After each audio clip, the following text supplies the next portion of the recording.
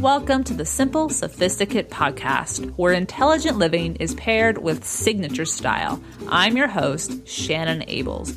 And whether you're listening on your commute, exercising, working in the garden, or sitting down with a hot cup of tea or a cafe au lait, thank you for tuning in. Let's get started.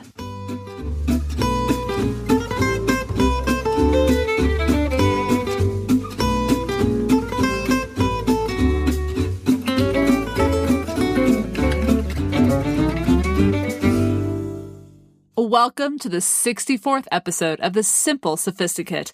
And as always, we're talking about how to live our best life, how to curate the life we've imagined for ourselves. But today, we are pairing this life curation with wine and vineyards.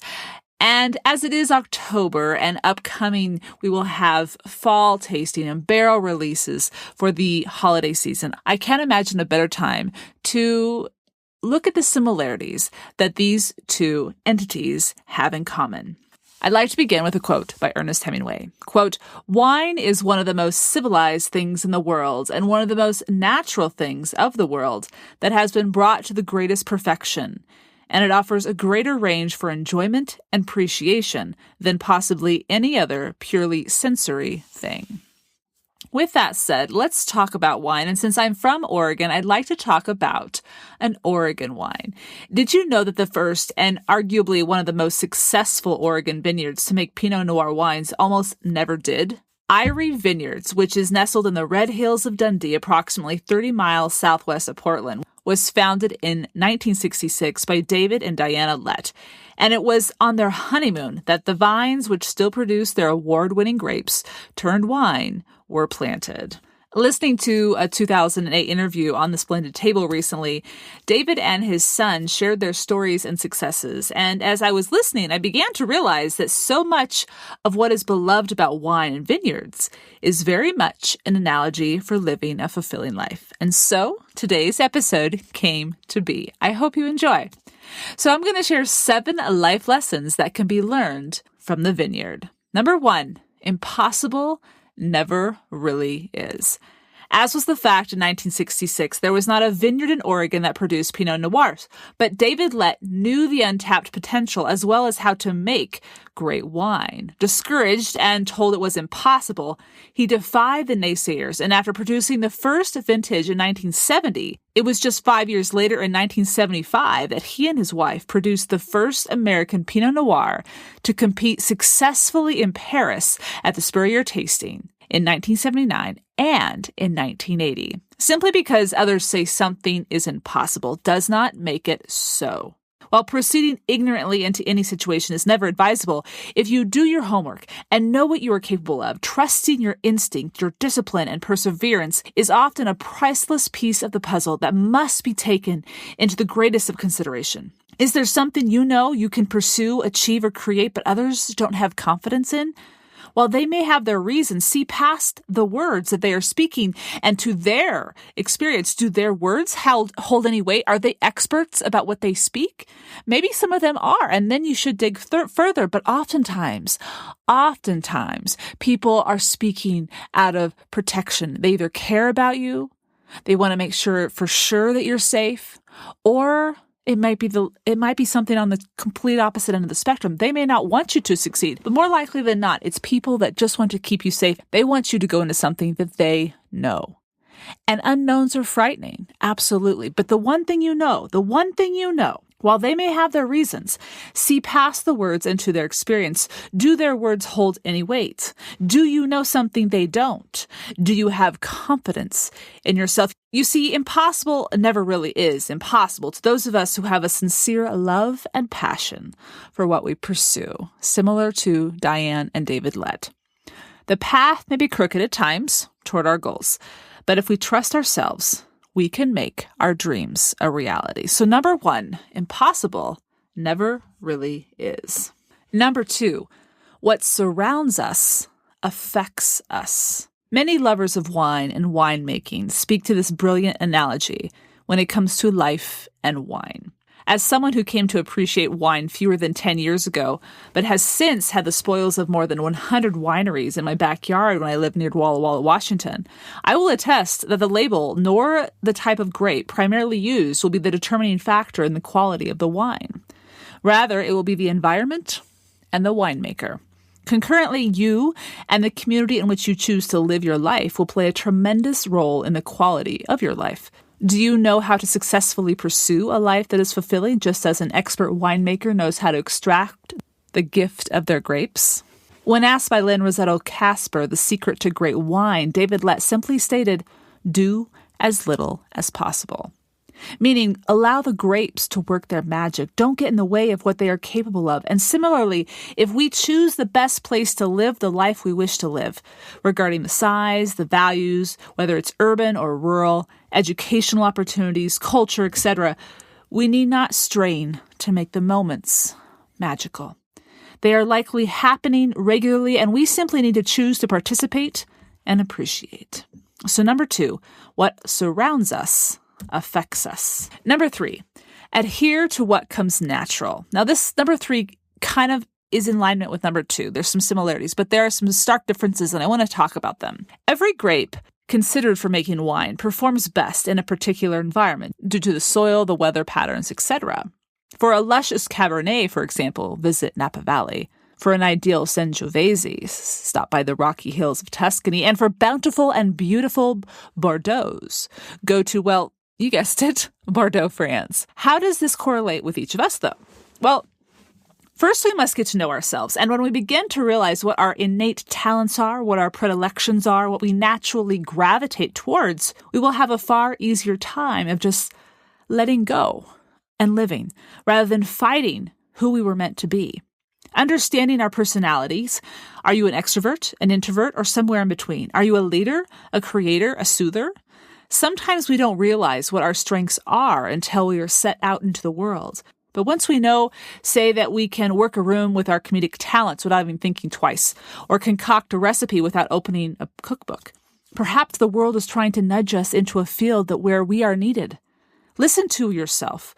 Listen to what life is telling you, and then let go of improving your weaknesses and rather foster your talents. So 3 is adhere to what comes natural. 4, some years will be better than others, but there will always be a next year.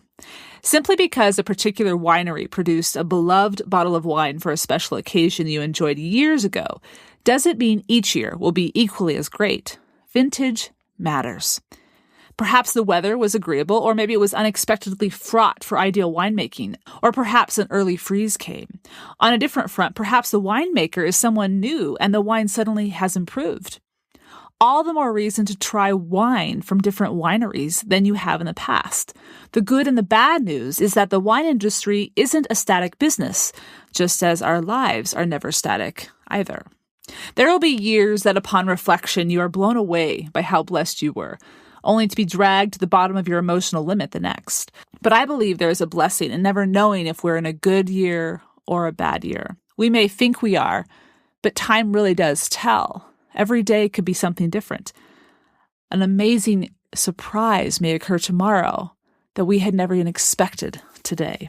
When we are in the middle of our lives, truly living, we cannot know how it will all work out.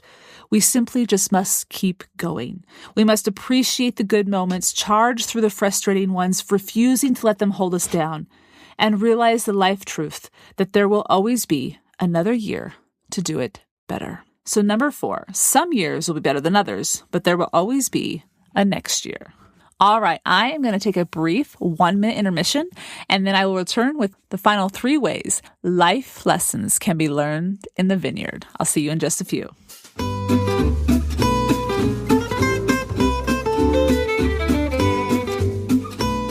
Are you a lover of all things French? Did you know that the SImple Sophisticate was originally inspired by the host Shannon's fondness for the French's approach to living after she studied abroad in Angers? The ideas of choosing quality over quantity, chic, timeless style over trends, and balancing pleasure alongside reaching our full potential are the central focuses of the top 3 Francophile-themed episodes. Tune in to episode 4, where we talk about 10 ways to unearth your inner Francophile. or episode number 23, where we talk about the French way, how to create a luxurious everyday life. Or, for you style lovers, episode number 32, the Francophiles Style Guide, the 14 Essentials. Be sure to tune in for a touch of France, no matter where you call home.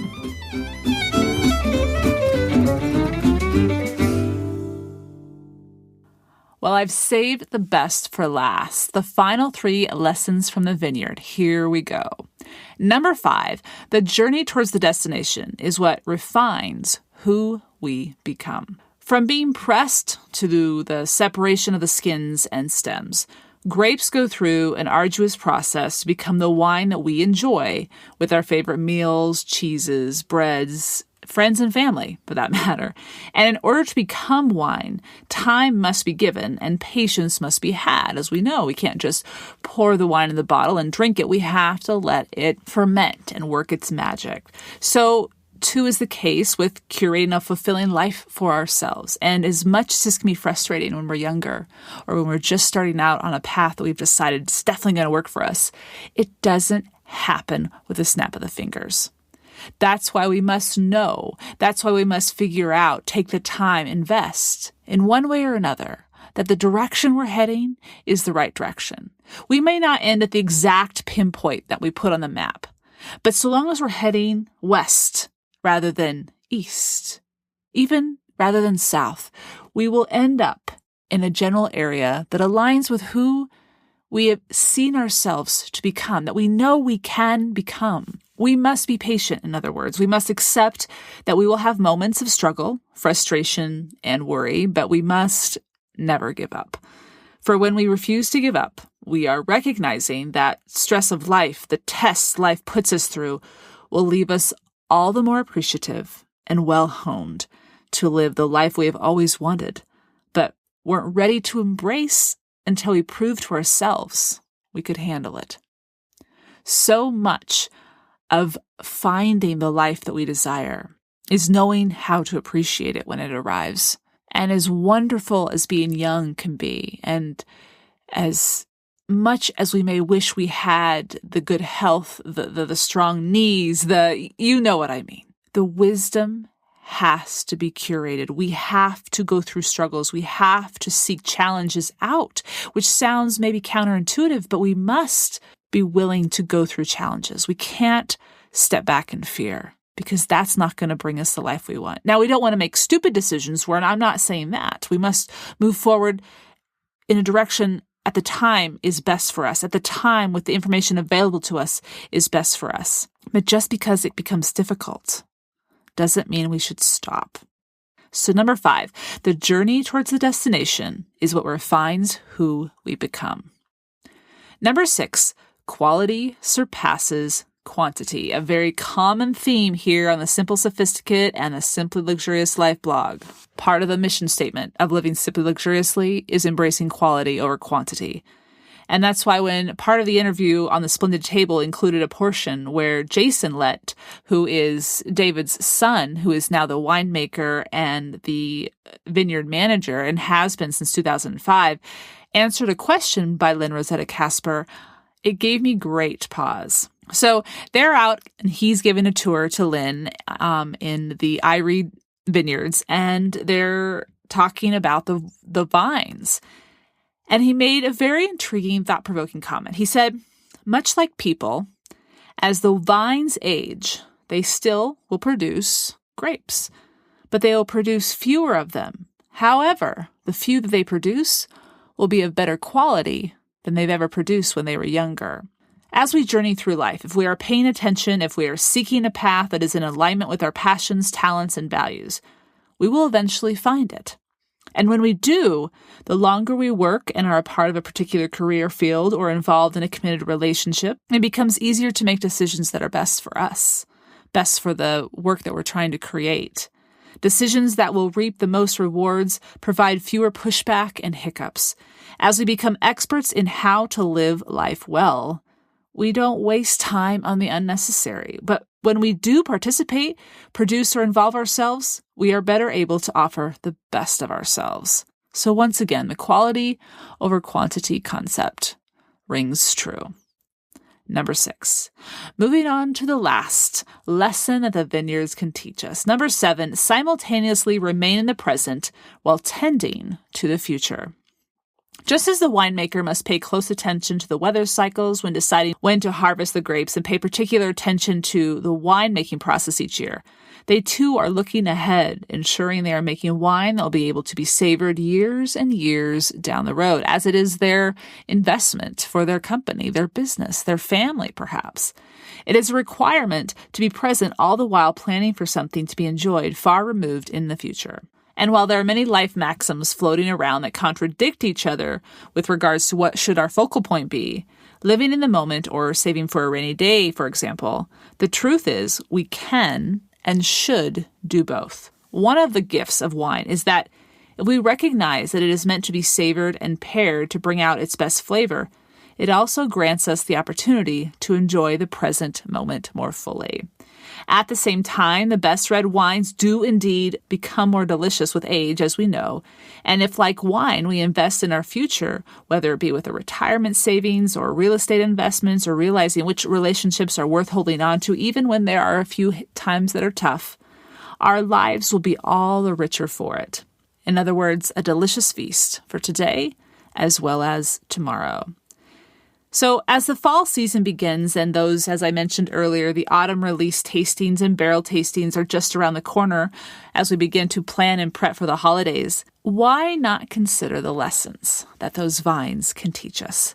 Whether you enjoy wine or not, there are clearly many life lessons that the treasured ritual of turning grapes into wine can teach us. I hope you've enjoyed today's episode. If you would like the show notes, please visit the blog, thesimplyluxuriouslife.com/podcast64. And before we get to our petit plaisir for this week, let me share with you a quote from Andre Simon about wine. Wine makes every meal an occasion, every table more elegant, every day more civilized. So too does making the best choices for our life. And I know we can and are already doing it. I'll see you in just a few with this week's petit plaisir.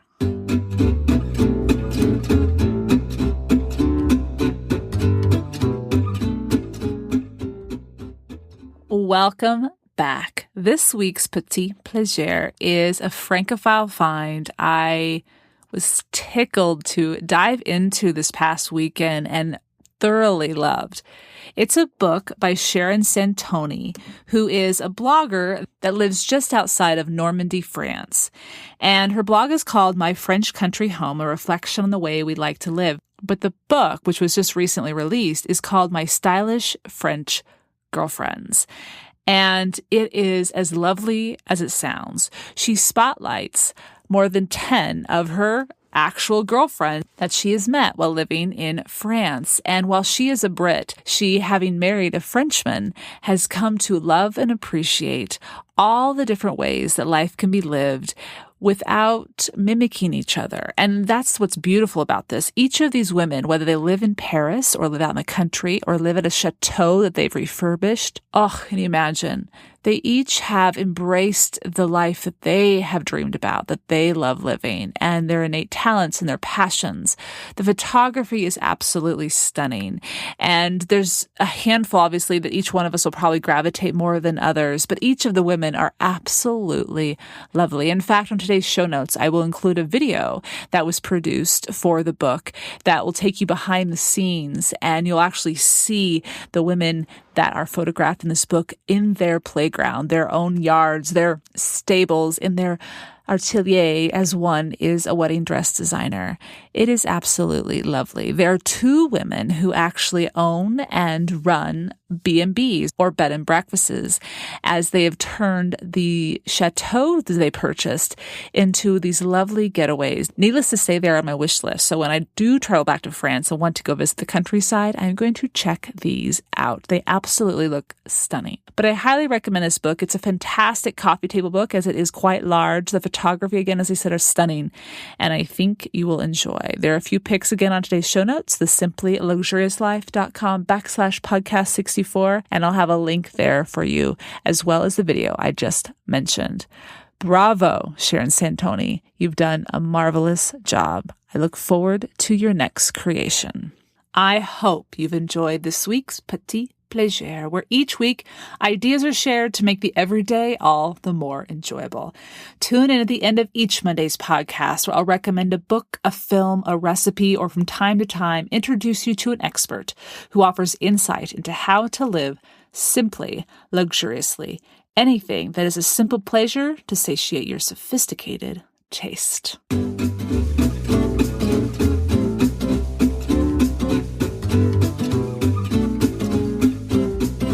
Thank you for tuning in to the SImple Sophisticate podcast, where intelligent living is paired with signature style. For more ideas and inspiration throughout the week, stop by the blog, thesimplyluxuriouslife.com, or pick up the book, Choosing the Simply Luxurious Life, A Modern Woman's Guide. Until next Monday, I'm your host, Shannon Ables. Bonjour!